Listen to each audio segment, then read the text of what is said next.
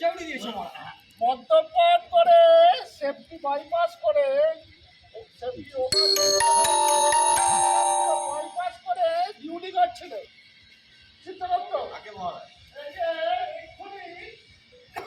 ওই অন্তিকুণ্ডে নিক্ষেপ করে যাও তাড়াতাড়ি নিয়ে যাও বাচ্চাদের সামনে দূর এই ও এই যাও একটু নিক্ষেপ করো মদ্যপান করে সেফটি সমস্ত রুল চলো তোমাকে ওই গরম অ্যালকোহলে তুমি সবারে করি খতম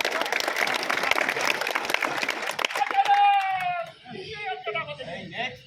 কে আছো এসো মহারাজের কাছে এই দ্বিতীয় জন এসো যাও তুমি কি করে এলে মহারাজকে খুলে বলো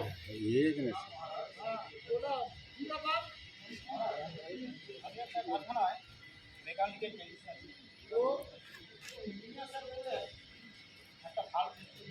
আচ্ছা ভাল্বটা ভালো থাকে আচ্ছা প্রায় 12 থেকে 14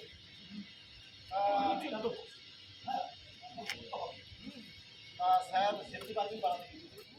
এখান থেকে আমি মোটামুটি সমস্ত জোগাড় যন্ত্র করি আচ্ছা তা স্যারের আসতে দেরি হচ্ছে দেখে ভাবলাম কাজটা শুরুই করি আচ্ছা তা আমি সমস্ত মালপত্র নিয়ে মার্কি লাডারে উঠতে শুরু করি উঠে মালটা রাখতে যাবো অমনি পাটা স্লিপে পড়লাম তারপর আর কিছু মনে নেই মারা বুঝতে পারছি তা তুমি বাঙ্কি লাগানে উঠেছো তো তোমার ওই ফুলবাড়ি হারভেস্টটা কোথায় গেল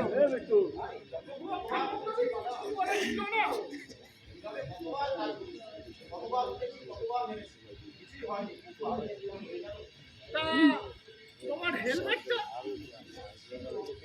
কিন্তু চেন স্টিপটা লাগাতে ভুলে গেছি বুঝতে পারছি এও সেফটি বাইপাস করে সোজা শর্টকাট করে পত্তলক থেকে এখানে জমালকে চলে এসেছে এটাও আমার চোখের সামনে থেকে নিয়ে যাও 100 বছরের জন্য এটা আর জন্মাতে না পারে যাও নিয়ে যাও বলছি হেলমেট পরবে চেইন স্ট্রিপ লাগাবে না হারনেস পরবে হোকটা লাগাবে চলো আউট কোথায় গেলে চিন্তা করতো আগে মহারাজ পেছনে কি করছো বলুন মহারাজ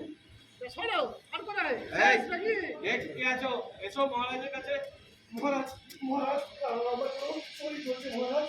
আমাকে খুব মহারাজ আমার তো শরীর চলছে মহারাজ চলো বাবা মহারাজ মহারাজ আমি হচ্ছে একজন ইলেকট্রিশিয়ান মহারাজ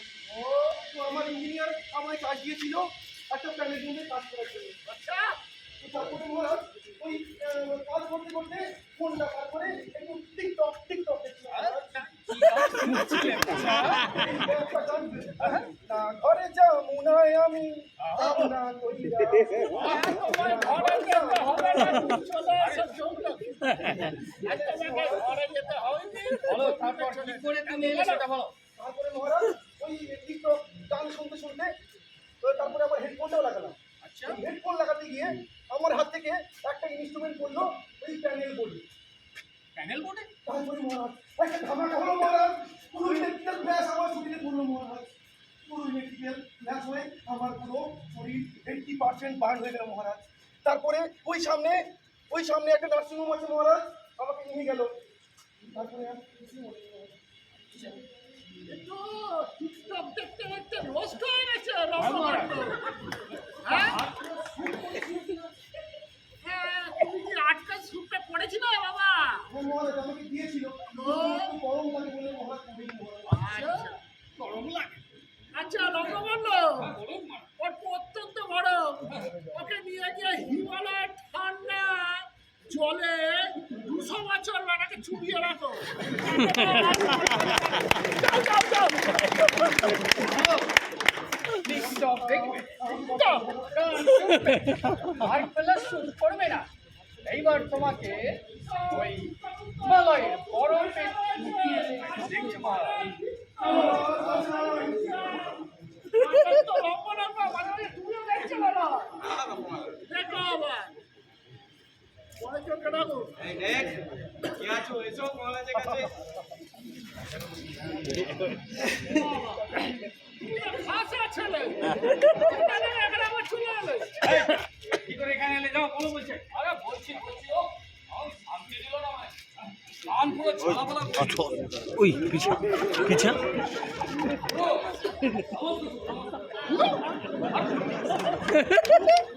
আজকে গুরু মানে আমাদের থেকে যারা বয়সে বড় হয় সম্মানীয় তার কথা আমরা গুরু বলে সম্বোধন করি আপনাকে গুরু বললাম আচ্ছা আচ্ছা গুরু গুরু তাহলে পড়া শুরু